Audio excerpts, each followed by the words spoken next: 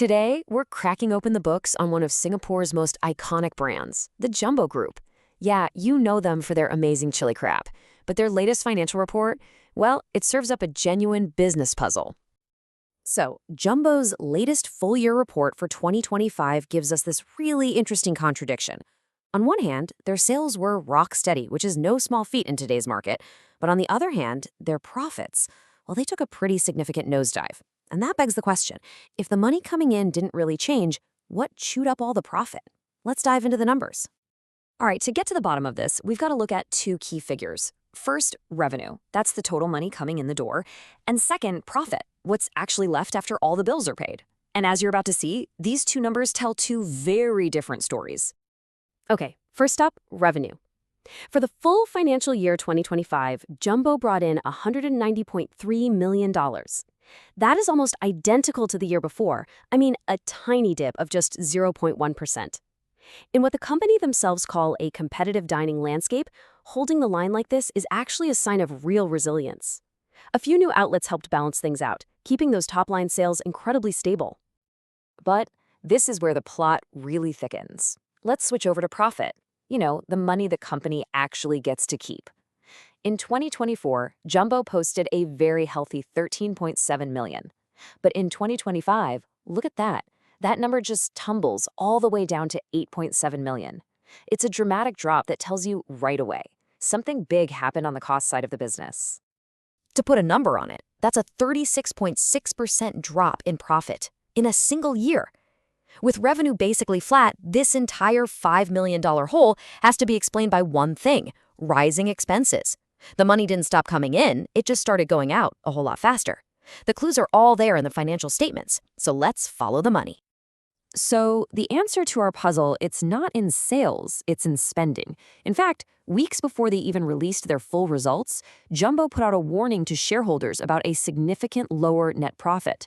And they pointed directly to the reason: a notable increase in operating expenses. So let's follow that money trail and see exactly where the cash was going. This table lays it all out for us. You can see the culprits. Employee benefits are up a bit, which, makes sense with new outlets, but just look at the next three lines. Operating lease expenses are up over 18%. Depreciation on something called right-of-use assets, and we'll get to that in a sec, is up over 13%. And then the real shocker, interest expense shot up by nearly 60%. These are not small changes. We're talking millions in new costs here. So this chart kind of simplifies the story for us. While things like wages and marketing definitely contributed, the lion's share of all this new spending comes from property and financing. Actually, higher lease and interest costs alone account for about $2.5 million of that profit decline. This immediately raises a huge question. What on earth did Jumbo lease or finance that was so expensive? And it turns out this wasn't some unfortunate accident or a sign of bad cost control. Not at all. These soaring expenses were the direct, calculated result of a major strategic decision to invest heavily in the company's core infrastructure. This is a classic case of accepting some short-term pain for what they hope will be some serious long-term gain. So here's where all that money went. Jumbo signed some major long-term leases. The centerpiece is a new 10-year lease for a building that's going to house both their headquarters and a new consolidated central kitchen. Plus, they locked in new long-term leases for more retail space. I mean, these are not minor upgrades. These are foundational moves for the next decade. Okay, so how do these leases make costs spike so much? Well, it's because of a boring but really important accounting rule for something called right-of-use assets. Basically, when a company signs a long-term lease, they can't just treat it like a simple monthly rent check. They have to add the value of that lease to their balance sheet as an asset, and then they have to depreciate it over time, just like a building they own.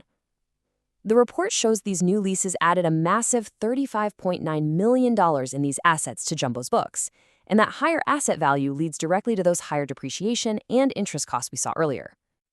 And this just brilliantly illustrates the company's whole mindset. The CEO himself, Ang Kiam-meng, he explicitly framed these moves as strategic investments. He's not apologizing for the profit drop. He's explaining it as a necessary step. The company is taking a deliberate financial hit right now to build a more efficient and scalable foundation for their operations for the next decade. So with these huge, expensive investments now on the books, what happens next? how does Jumbo plan to actually make it all pay off? In their own words, the company is cautiously optimistic about the future, which basically signals they know the environment is tough, but they believe they've made the right moves. Their game plan from here has 3 really clear steps. First, they're going to consolidate operations by moving into that new combined headquarters and central kitchen. The goal there is to find synergies in production and logistics. Second, they'll work on optimizing performance in their core Singapore market. And third, they're going to target profitability in China with some focused marketing and menu tweaks. Of course, this plan doesn't exist in a bubble. The company is facing some real challenges. You've got cautious consumers, economic uncertainty, and a crazy competitive food and beverage landscape. But on the flip side, they believe their big investments have created new opportunities. The biggest one is the efficiency they expect from that new integrated facility. The goal is to weather the current storm with a stronger operational backbone, so they're ready to really capitalize on growth when the market improves. And hey, maybe the biggest signal of confidence is this. Despite that massive 36% profit drop, the board still proposed paying out both a final and a special dividend to shareholders. Now, a company that's worried about its future doesn't just hand out extra cash. This move sends a really clear message. Leadership sees this profit dip as a temporary, strategic cost, not some fundamental weakness. The key takeaway, Jumbo is absolutely playing the long game. And that leaves us with the final, crucial question.